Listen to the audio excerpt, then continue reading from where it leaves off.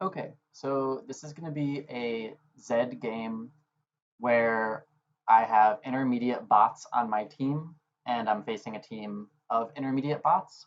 I tried this once with a couple beginner bots on my team, two beginner bots and two intermediate bots, and I couldn't quite pull it off. I think maybe I could now after having played a few Zed games. In this one, all the bots are the same level, but in the bottom lane, the Caitlyn and the Taric on the other team seem to have a pretty good matchup against my Misfortune and Leona. They're often losing the lane when I'm not there. The Living Shadow is a really cool ability. It mimics your other abilities, so when you throw out your Shuriken from the shadow, it also deals damage, and you can also swap places with it. The intermediate brand bot is pretty annoying, especially at early levels when you only have your Q. He hits you with his little circle on the ground thing a lot. I think it's his W. This ability is especially cool because if you hit them with the Shadow's mimicked slash, they are slowed and it makes it harder for them to run away from you.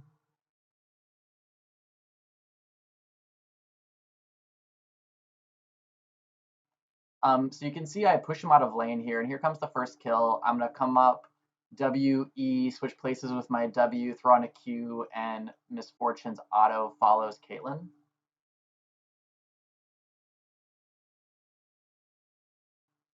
So that's one of the things you want to be looking to do when you're an assassin is when you push your lane opponent in, you would then want to roam to other lanes in order to get them in an advantage. So I'm about to get a kill on Brand. So again, it's WEWQ autos EQ.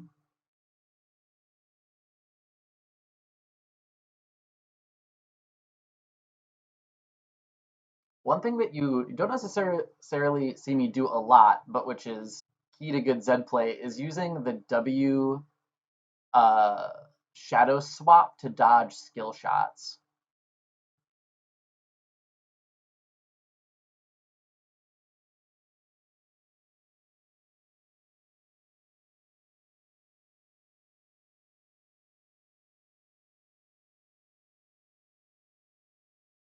My ultimate comes up, so I go in on Soraka here.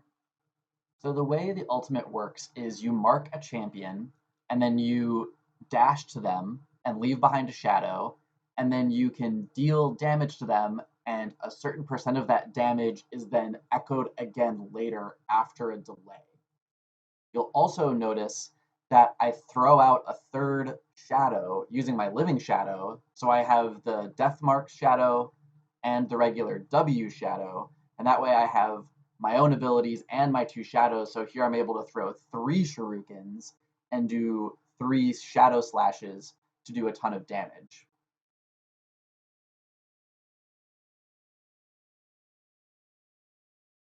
Damage this Trundle. And then he tries to get away. My cooldowns are coming back up, so I know I can chase him. He thinks he's safe. Auto, UWE, hit him with a bunch of stuff. So something you'll notice about Zed is that he doesn't have mana, he has energy, and his energy regenerates quite quickly.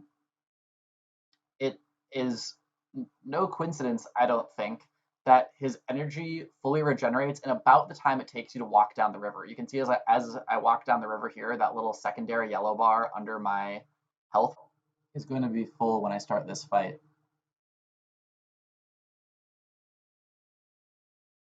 So if your health is in okay shape, his capability to roam is really high because he doesn't really have to go back to base necessarily. And so me pick up another kill on the brand there. But then as soon as I do that, I'm roaming again. Target the Soraka first because she's squishier. Once she's gone and her healing capabilities aren't there, it's easier to kill the Trundle.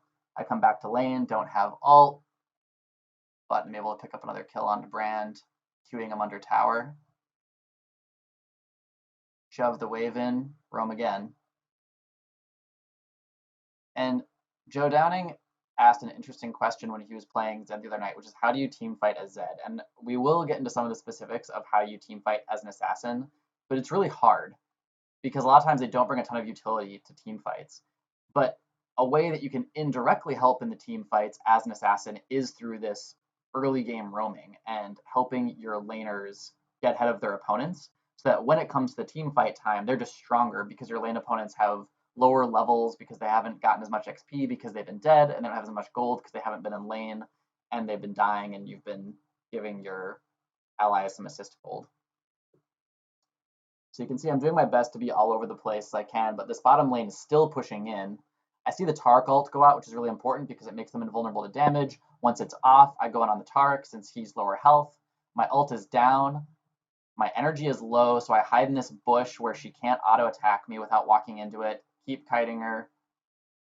Obviously, the bot is not being super smart here. Like, she should either try to fight me or run away. But the principle really still holds true for how you want to fight in those situations. Is that is, you know, you want to get out of their line of sight, and then you want to come out at them from where they can't see you. Pick up another kill on Brand here. Shove my wave in again. Destroy the tower and roam. Trundle's low. Easy kill.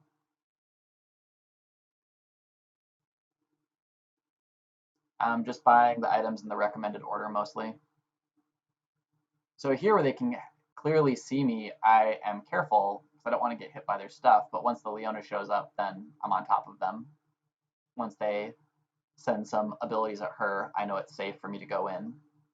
A lot of being an effective assassin is about watching the opponent's cooldowns and knowing which abilities matter when they have CC up, when they have important ults up, and waiting for that to come out and then going in. It's a pretty selfish play style because you are really counting on your teammates to absorb those things for you or dodge them yourself, but that's harder. You know, ideally, you're really just looking for your tanks to eat that stuff. I see Caitlyn pushing in the bottom, so I go ahead and kill her.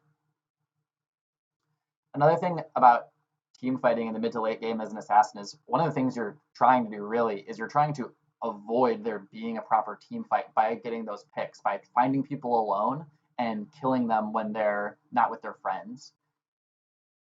Because that means that then when you do, you know, quote unquote team fight, you're fighting 5v4 because you've picked off one of their damages. So there I kill Caitlyn, so I can push in here. They reroute Soraka to fight me and Taric.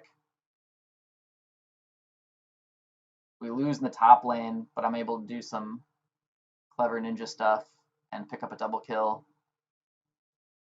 Basically what I did there was I just kind of ran them in a circle and threw out my W, and then as they closed with me, I switched places with my shadow so that they couldn't find me.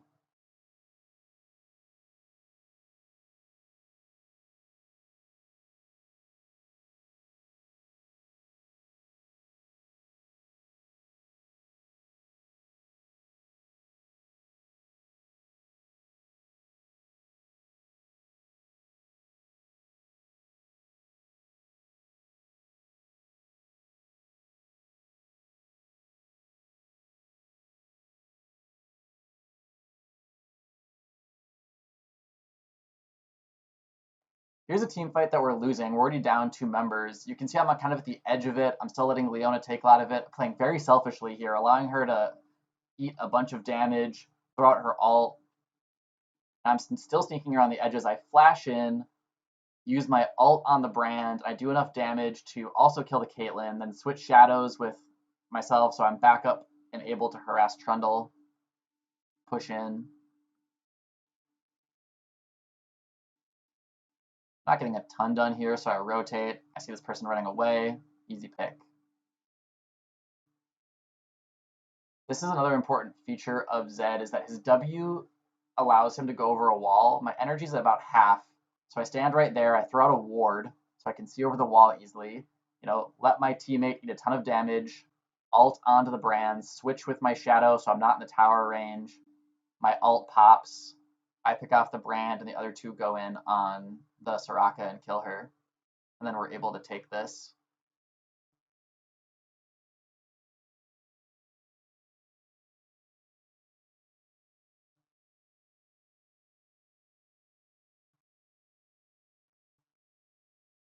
At this point, I'm doing the same thing again. I'm looking to come over the wall. Brand is low. I know I can kill him with a quick rotation of my abilities. The Misfortune ult helped a lot. I'm able to kill him without using my ult or really using that many abilities. It's now letting Caitlyn dump on my friends, but hey, look, my ult's back up. And their front line is actually chasing my front line, trying to secure a kill. So I'm able to clean up the back line, clean up Caitlyn. Then once they don't have that damage dealer and me and my friends turn, we can kill them. And that's another thing to watch for as an assassin, is when the other team is overcommitting to something. You know, maybe it's overcommitting to an objective or overcommitting to chase kills and finish off your teammates, and that's another good time to get on their back line. That was another team fight where I was able to flank, go over the wall with the W, get a kill, get out.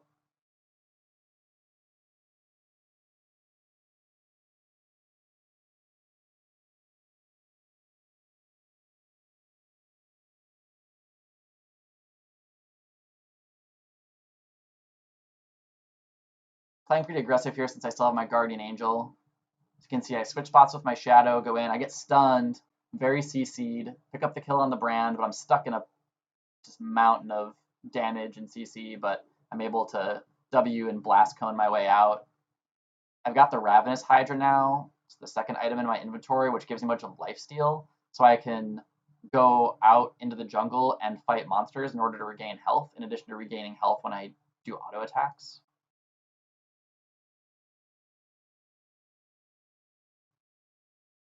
So yeah, you can see when my energy is reloading, I'm not doing that much. You know, I'm sitting there attacking towers, just kind of standing at the edge of the fight, waiting for my energy to come back. And once my energy is back, then I come back in and pick up another kill. You get to a certain point with your shadows where they're upgraded enough that you can throw out a bunch of abilities from them. Like they'll stay there long enough to get 2 Qs and 2 Es out. That's also a way to kind of siege up under towers by putting out your W and then throwing out multiple Qs to try to hit their squishies. Here I go real deep on the Caitlyn. Don't quite get her, thanks to the Soraka heals. I get stunned. They take my Guardian Angel, but while I'm resurrecting, my cooldowns come back up, so I'm able to W and run away. Also thanks to my Youmuu's Ghostblade, which is my first item, which when you activate it gives you a temporary move speed buff. I'm realizing that we probably need to take this third inhibitor for us to win. So I start pushing the lane. So I haven't gone back, but I'm just slowly regaining health by attacking minions and jungle monsters with the Ravenous Hydra. I notice on the minimap that Caitlyn's alone, so I go kill her. Kill Brand. This is what I mean by, you know, preventing a proper team fight, is that I'm killing these people when they're alone so that real team fights can't really happen. I mean, that's really my goal, is I don't really want there to be team fights. I want to kill everyone in dueling situations. Take this inhibitor. And win the game. Okay, but you're not always going to be ahead, so how do you play Zed from behind? First, we're going to watch some embarrassing deaths in a PvP game versus people. Here I get ganked, throw out the cheeky thumbs up before I realize that I'm actually dead.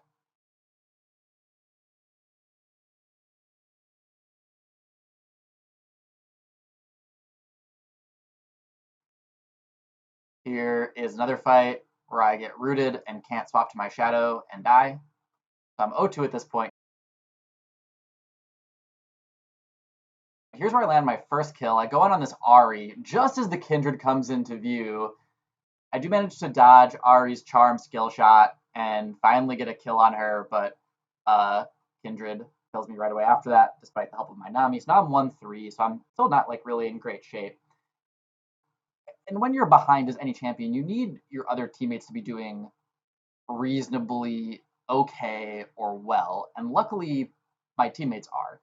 And so there is a possibility for me to help and come back. And we're going to look at how I do that. So one thing you can do when you're behind is you can just put your body in a lane that's open, and you can help someone push an objective. There's me and Garen just took the tower. Now in this team fight, I'm not very strong, but neither is Jhin. And so watch, when I throw out my W and my Q, watch like him and Ari walk away. Like I'm not that strong, but I'm a little scary. And then luckily my Kha'Zix jumps on them. He eats a bunch of CC. I flash in alt the Ari. She flashes away, but I land a bunch of stuff on her. And then I go all the way back to my R shadow because there's not a limit on the range as far as I know. And right as she comes out of her Zonias, my ult goes off and kills her. So I get kind of lucky there on the timing, but yeah, I pick up another kill. I can kind of do things when I let my teammates eat a bunch of damage. Another thing that you can do when you're behind is just have good shot calls, just helping your team realize what the right decision is at the time. They're all trying to chase this Tryndamere, and he's really hard to chase. So instead, I ping for assistance a bunch of times, and instead we take this dragon. Maybe they would have done that anyway, but sometimes it's helpful to remind your teammates to focus on objectives and not kills. Another thing you can do when you're behind and you're an assassin is you can act as bait. Often you have good mobility. So I kind of bait this Tryndamere in. I go and I throw some shurikens at him. But now that I've used my W, I've also used my escape. So he comes in on me, twirls on me, throws the chicken slow on me. I flash away. He thinks this is an easy kill. I ult him, all in him, and then hey, here comes my Kha'Zix friend to do a bunch of damage. I start running away. Let Kha'Zix take that damage. He is way far ahead of me. Wait for Tryndamere's ultimate to wear off, which makes him unkillable, and then we finish him off. So yeah, you make really good bait when you're an assassin because you can run away and mess around with them. And then of course, push objectives near the end of the game. We've gotten Baron buff at this point, so our minions are super strong. And yeah, you can just stand there and escort the minions in, do a little damage to towers. They have 2 dead right now. Look at that, you can still win even when you're behind as an assassin.